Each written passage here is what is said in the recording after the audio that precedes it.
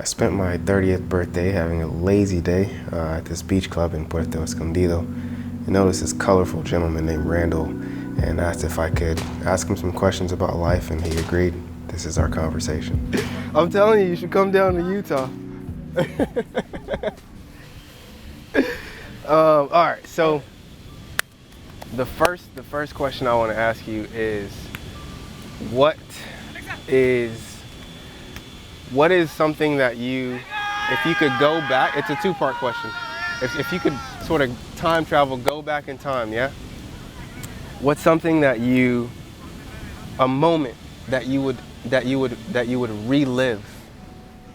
And then the flip side of that question is, now, like in the present moment where you are now, like what's a moment that you kind of desire to live that you haven't yet?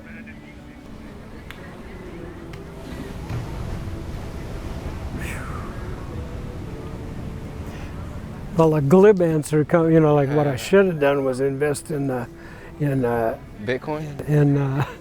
Before that, let's say Amazon and its IPO. No, but I'm not about money. It's a moment that I wish that I could have relived. Yeah, a moment is a tough one.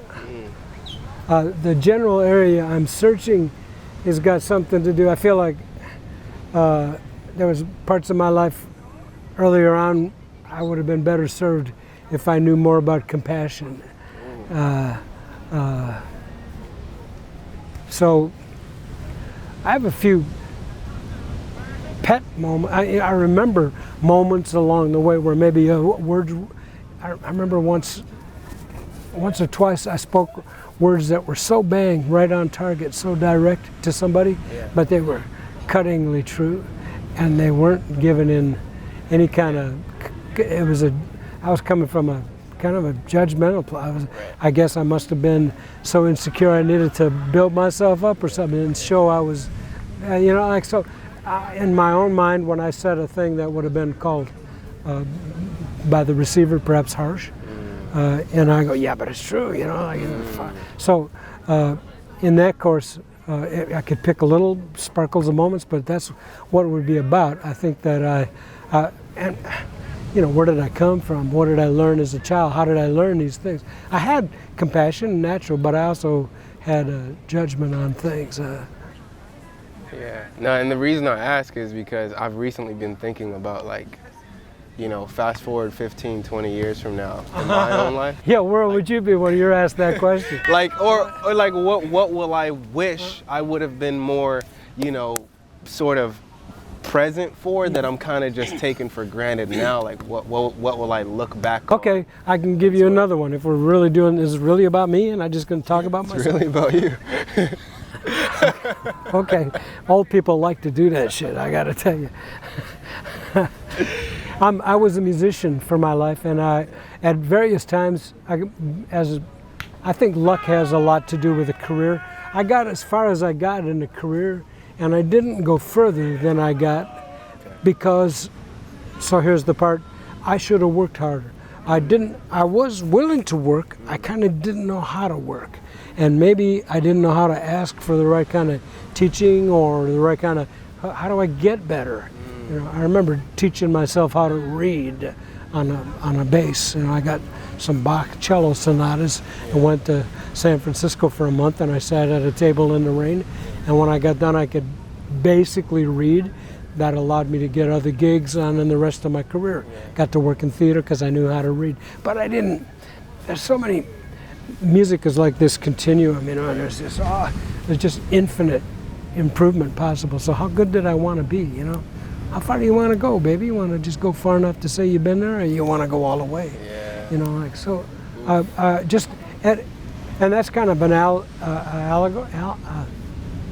allegory for the kind of the rest of life. Like, it's just about paying attention, about doing your best. In that moment, though, was it a lack of knowledge? Like, did you just not know any better? Like, because it's easy to look back. And, you know what I mean? Like, I should have.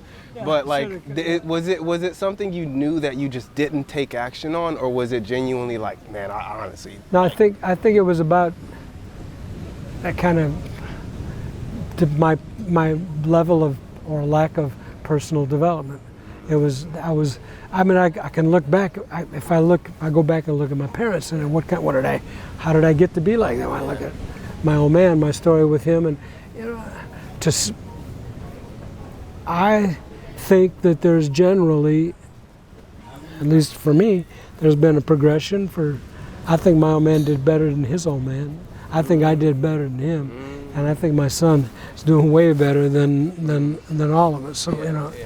So so that in itself makes me feel satisfied. I wanted to hear what your thoughts on what you wish for now. Like what is 75-year-old, almost 75-year-old Randall like wish for now that maybe 30-year-old Randall didn't even really think about much, but like now, you know what I mean? Like, I'm really searching for something interesting. And it doesn't have to be a wish. It could even be like plans or things you're working on, just kind of like the current desires, like in the near future. Like, what does that look like for you? What do you? Okay, I guess they'd be little things. I'm kind of fine-tuning my instrument at this point. Like I'm basically in tune. Yeah. Like I can play a song. Yeah. I'm in the tune. Yeah. But I want to be had a thing last night, some plans with someone, and she had a situation come up. She was hurt, out of her control, things changed. And so I was faced with a change of plan that was going to be not what I was thinking. So I had an opportunity, and I was very proud with the way that one ran through my system. Okay, obviously this is, she's not doing this to me. She doesn't like it any more than I do. And I said, well, okay, so like just to flow with that and to realize, I get to have a little better perspective. Many times in life I thought that, and parenting, I thought things mattered too much. So, my son's not sharing with some kid at daycare. He must be a selfish little brat, And if he's letting other kids take his shit from him, you say, man, stand up for yourself, like don't be pushing around. It's like, fucking relax, man. Okay, so I promised I was going to keep this short. Okay. So two last questions. Okay. Two last questions. Okay. The first one is, I asked this because I have a good friend who is also a musician, and I think he would appreciate your thoughts on this. Okay. So he's a musician, but when we catch up and we get to talk to each other, I always get the sense that although he's pursuing music and he loves music, right? And although he's going down that path, he's kind of, I can feel a sense of, I don't want to call it doubt, but like he looks at the rest of the world and he's like, and especially in our generation, and he's like, dang, everybody's kind of going the corporate route and living this comfortable life. Am I making a mistake? Am I gonna regret this? You know what I mean? Like, because their route seems a lot safer, but I'm unhappy when I try to do that, and it's this dance, right? Right? Yeah. So, I wanted your thoughts on that. Like, if he was your son, let's say, or a nephew, like, what would you say to him? It's kind of a two-part answer. Okay.